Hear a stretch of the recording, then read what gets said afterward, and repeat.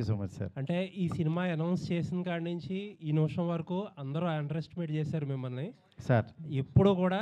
నేను మిమ్మల్ని దగ్గర నుంచి అబ్జర్వ్ చేసింది ఏంటంటే ఎప్పుడు రెస్పాండ్ అవ్వాలి, ఆన్సర్ ఇవ్వాలని ఎప్పుడూ ట్రై చేయాలి సార్. యాజ్ యూజువల్గా కంటెంట్తోనే ఆన్సర్ ఇచ్చారు.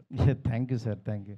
మేజర్గా ఏంటంటే ప్రభాస్ గారిని చాలా సీరియస్ రోల్స్లో చూసి ఫ్యాన్స్కి అంటే రికార్డ్స్ ఇచ్చారు, కానీ డైరెక్టర్లు ఎవరో ఈ రేంజ్లో ప్రభాస్ని ఎలా చూడాలనుకున్నదే చేయలేకపోయారు. సార్ ఇప్పుడు మీరు ఫస్ట్ టైం ఆ ప్రభాస్ని, పాత ప్రభాస్ని తీసుకొచ్చారు. Thank you sir. లుక్స్ అన్ని లుక్స్, కామెడీ టైమింగ్ అంతా కుదిరింది. చెక్ బాక్స్ అంతా అయిపోయింది, కానీ ఒకే ఒక్క చెక్ బాక్స్ మిగిలింది. ఫ్యాన్స్ కింద డౌట్ ఇది. సెకండ్ సార్ చెప్పండి. లాస్ట్ 3 సినిమాలు ఆదిపురుష్ కానీ, సలార్ కానీ, కల్కి కానీ ఆ డ్యాన్సులకి స్కోప్ లేదు. ఒక పర్ఫెక్ట్ డ్యాన్స్ నెంబర్ ఏదైనా ఉండబోతుందా సినిమాలో? డెఫినెట్గా సార్, ఎందుకంటే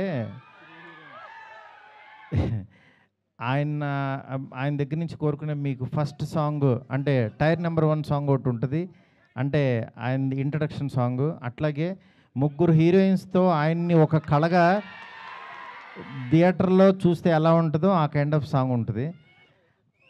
ఇదంతా యాక్చువల్గా అంటే సినిమా డిమాండ్ని బట్టి. నెక్స్ట్ ఆయన మెయిన్ ఏంటంటే డల్లింగ్ సెట్కి వస్తే నాకు పిక్నిక్ వచ్చినట్టు జీరో స్ట్రెస్ డల్లింగ్ అంటుంటారు, అలాంటి సినిమా ఇది. అందువల్ల మంచి మంచి సాంగ్స్ ఉంటాయి. సాంగ్స్ మీరు మామూలుగా ఎంజాయ్ చేయరు. తమన్ మ్యూజిక్ చాలా అల్టిమేట్గా ఇచ్చాడు, మీరు చూస్తున్నారు కదా. మ్యూజిక్ చాలా కష్టపడుతున్నాడు తను.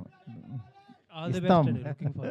మారుతి గారు, మారుతి సార్ మారుతి గారు ఇక్కడ content first of all congratulations to the entire team, మీకు అండ్ మీ టీం అందరికీ కూడా. Thank you. జనరల్గా ఏంటంటే రాజాసాబ్ అంటే ప్రభాస్ చేసిన ఒక సినిమా కాదు, ఇది ఒక సెలబ్రేషన్ మూమెంట్ లాగా ఉంది ఫ్యాన్స్ అందరికీ కూడా. ఎగ్జాక్ట్లీ. ఎప్పుడైతే ఏదైతే మీరు అన్నాడు పాన్ ఇండియాకి బుజ్జిగాడిని చూపిస్తానని చెప్పేసి, సో ఆ బుజ్జిగాడు అందరికీ నచ్చేసాడు ఫస్ట్ లుక్లోనే.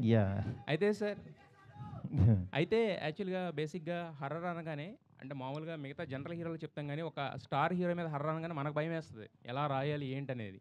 సో ప్రభాస్ గారు లాంటి పాన్ వరల్డ్ స్టార్కి ఇలాంటి అంటే నెక్స్ట్ ఆ క్వశ్చన్ అర్థమైపోయింది సార్. ఏంటంటే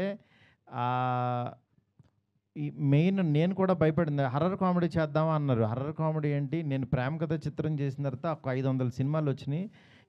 ఎవ్రీ వీక్ ఒక హర్రర్ కామెడీ వచ్చింది. దీన్ని దాటి ఏం తీస్తాం అనేది, అందులో ప్రభాస్ గారిని తీసుకొచ్చి రెగ్యులర్గా ఏదో చేయలేము, అలా ఎలాగా అని చెప్పి నాకు అది క్రాక్ చేయడం కోసమే ఎక్కువ టైం తీసుకున్నాను నేను. అది చాలా బాగా వర్కౌట్ అయింది.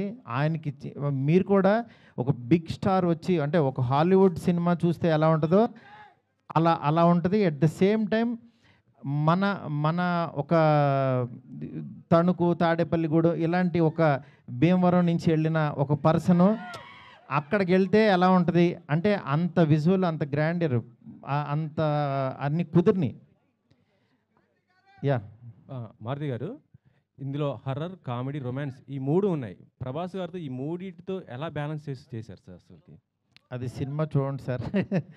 ఎందుకంటే బ్యాలెన్స్ చేస్తూ చేశాను కాబట్టి యాక్చువల్గా అది ట్రైలర్ అనేది బాగా ఎంజాయ్ చేశాడు.